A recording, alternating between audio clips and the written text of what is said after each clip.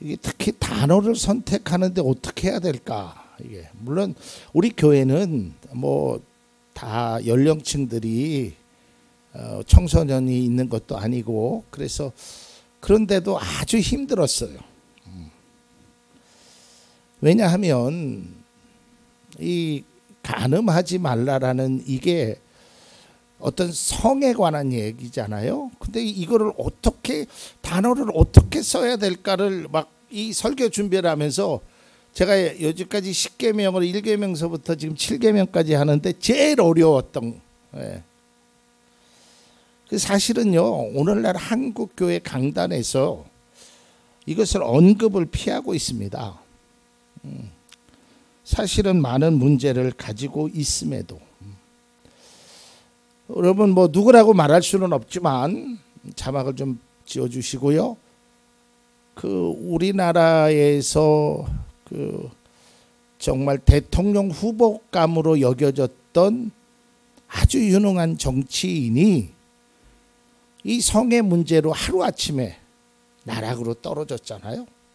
우리나라뿐만 아니에요. 전 세계적으로 보면 아주 유능했던 사람들이 이 문제를 넘지 못해서 이 유혹을 이기지 못해서 많은 분들이 낙마했어요. 좀 창피한 이야기지만요. 그게 정치인만 있는 게 아니고요. 목회자들도 있었어요. 그리고 지금 넷플릭스에서 굉장히 지금 설왕설래되고 있는 나는 신이다라는 뭐 그 사람은 목회자도 아니지만 어쨌든 거기에서 이 성적인 이 간음의 문제 때문에 또 오늘날 기독교가 굉장히 비판을 받고 있어요. 그래서 마치 모든 목회자들이 그렇게 하는 것처럼 여겨진단 말이죠.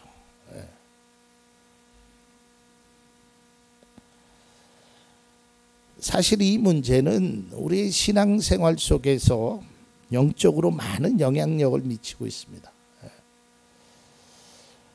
특별히 뭐 이야기하기는 참 조심스럽지만 이 남자들이 굉장히 조심해야 될 부분이에요. 이걸 잘못 선을 넘어서 무너지고 힘들어진 사람들이 굉장히 많습니다. 참 안타까운 뉴스를 바라보면서 중학교 2학년 몇 살이에요? 한 14살 정도 되나요? 그리고 40대 남자가 원조 교제를 하다가 붙잡히는 일이 며칠 전에도 있었어요. 참 우리가 조심해야 될 부분입니다. 그러니까 권력을 가진 사람, 힘이 있는 사람, 능력이 있는 사람, 오늘 성경은 매우 간략하게 말하고 있어요. 하지 말아라. 그런데요, 제가 앞서도 말씀드렸지만 이 십계명은 우리를 위한 하나님의 사랑의 표현이거든요. 사랑의 마음이 담겨져 있거든요. 특별히 오늘날 많은 남성들이, 권력자들이 이 문제에 벽을 넘지 못하는 일들이 너무 많이 있어요.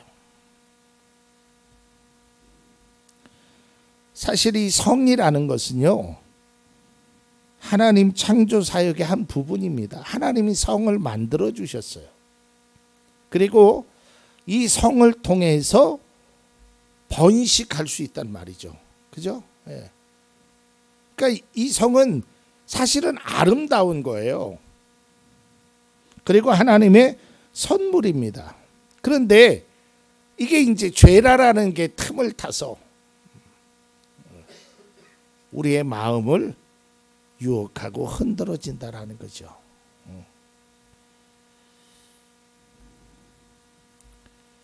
오늘날 특별히 우리가 사는 세상이 앞서도 얘기했지만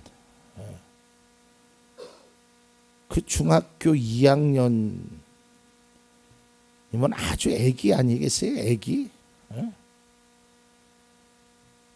그런 일들이 밝혀지지 않아서 그렇지 아주 저기 음지에서는 그런 일들이 쉽게 일어나는 일이죠.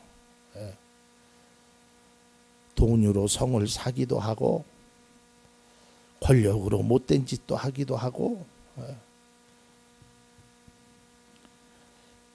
성적으로 혼란한 시대에 살고 있어요.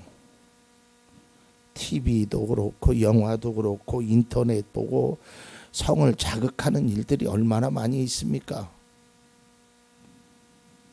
또한 우리가 마음만 먹으면 뭐 얼마든지 볼 수 있는 일들이 있잖아요. 그래서 요즘 뭐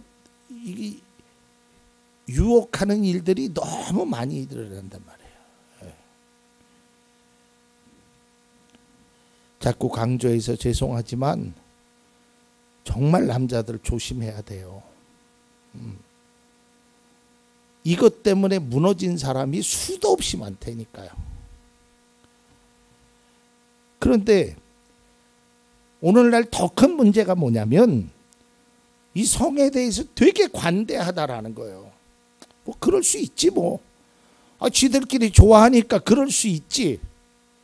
근데 또 하나 놀라운 사실이 있어요. 그렇게 말하는 사람도요, 자기 가족이나 자녀들이 그런 일이 있다면 큰일 나는 줄 알아. 그러니까 다른 사람에게는 굉장히 관대하지만 내 가족에만큼 내가 우리 딸을 건드려? 내 아내를 건드려? 막 이런 거에는 요만큼도 양보하지 못한다는 거죠.